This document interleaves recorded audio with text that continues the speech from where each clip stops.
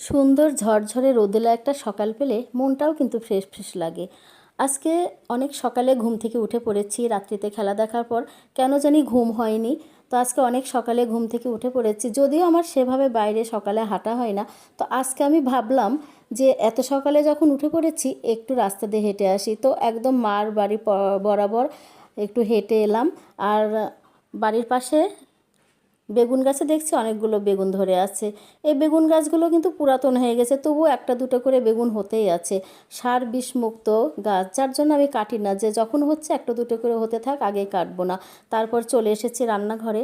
তো গতকালের অনেকগুলো বাজার এসেছে, মুদিরও বাজার এবং কাঁচা সবজি বাজার, সেগুলো একটু তুলে নিচ্ছি, যে তারপরে রান্নাটা তুলে দেব। আর সকালে যখন হাঁটতে বের হয়েছিলাম, তার আগে আমি যা রান্না করব, বিশেষ করে মুরগির মাংসটা রান্না করব, সেটা আমি ভিজিয়ে রেখে গিয়েছি। ভাবছি আগে এই সবজিগুলো তুলে বাজারগুলো গুছিয়ে নিয়ে তারপর রান্নার কাছে যাব, কারণ এখনও অনেকটা আমার টাইমের মধ্যে এখনও রান্নার সময়টা আসেনি, আমি বেশ মেকআপ করে নিতে পারবো। আর বাড়িতে আনা হয়েছে কাঁচামরিচ, সবজি, পেঁয়াজ, কী সবজি যাই হোক আনা হয়েছে, এখনও বের করিনি। আর এদিকে কচু দেখছো, কচুটা আমার বাড়ির আমার মেয়ের তো খুবই পছন্দ। আর এই সিজনে আসলে আলুটাও খেতেই চায় না।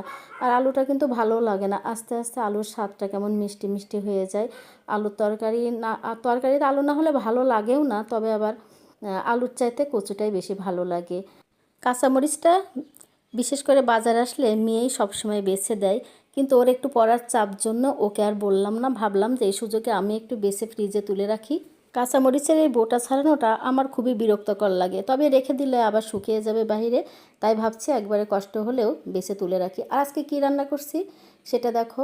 মুরগির মাংসটা ভিজে রেখে গিয়েছিলাম, এটাই রান্না করব। আর বাজার তুলতে তুলতে ছেলে ফোন দিল, আজকে না কেউ আসবে।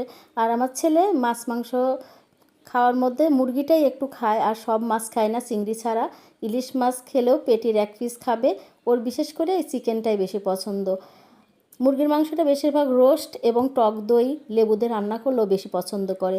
তো আজকে আমাদের জন্য একটু ঝোল করে নেব আলু দিয়ে, সেটা আবার আমাদের পছন্দ। আর ছেলের জন্য একটু রোস্ট করব আলাদা করে। আর রান্নার ফাঁকে ভাবছি যে আর কি কি করা যায় ওর জন্য, কারণ ও অনেক কিছুই পছন্দ করে, যেমন একটু ভাজা জাতীয় জিনিস পছন্দ করে, চপ বলো আর লেবু শশার সালাদ, এগুলো তো থাকতেই হবে ওর জন্য। করলাটা আমাদের বাড়ির সবার খুব পছন্দ। ছেলে পছন্দ করে ভাজা, মেয়ে পছন্দ করে ভাজা প্লাস ভাতে দিলে বেশি পছন্দ।